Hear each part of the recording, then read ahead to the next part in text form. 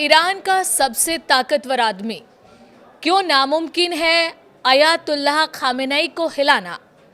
सोचिए, अमेरिका हमले की धमकी देता है, सड़कों पर हजारों लोग प्रदर्शन करते हैं, कई हजार मौतों की खबरें आती हैं, फांसी की सजा तक रोक दी जाती है और तभी डोनाल्ड ट्रंप अचानक पीछे हट जाते हैं।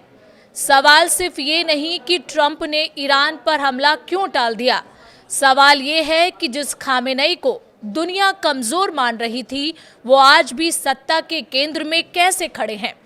आज हम बात करेंगे ईरान की उस ताकत की जो बम से नहीं बल्कि सिस्टम से चलती है। नमस्कार, आप देख रहे हैं न्यूज़ 18 राजस्थान का डिजिटल चैनल और आपके साथ मैं हूं वंदना।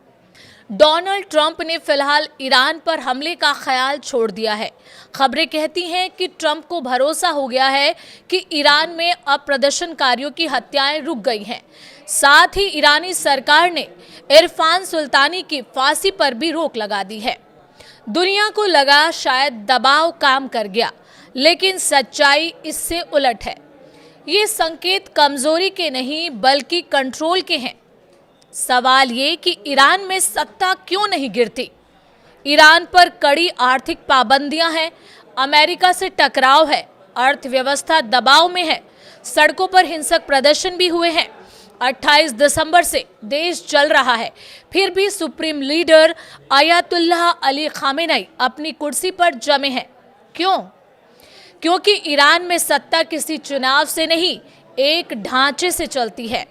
1989 की इस्लामिक क्रांति ने ईरान को सिर्फ शाह से आज़ाद नहीं किया, बल्कि एक नया पद बनाया, रहबर आला यानी सुप्रीम लीडर।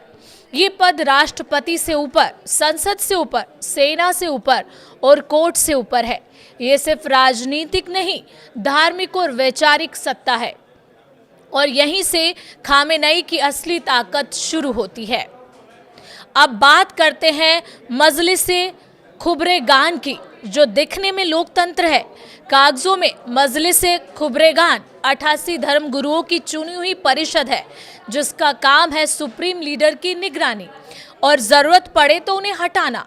लेकिन असली कहानी यहाँ नहीं, अगले दरवाजे पर है, यानी शूराए निगहबान यानी असली गेटकीपर।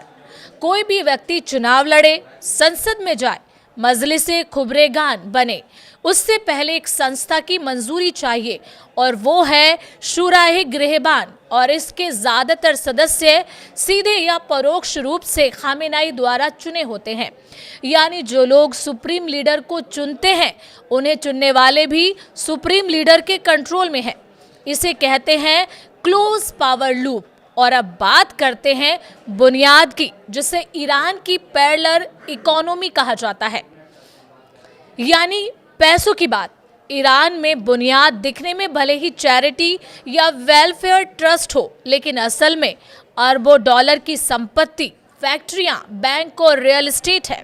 टैक्स को लेकर सरकार को जवाबदेही नहीं है, बुनियाद सीधे सुप्रीम लीडर को जवाबदेह है।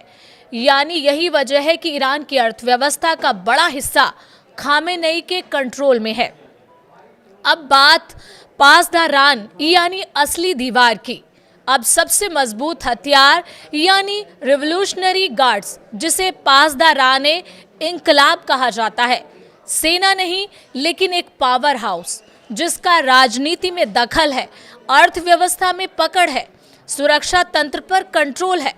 खामेनेई और पासदारान का रिश्ता आपसी फायदे और भरोसे पर टिका है।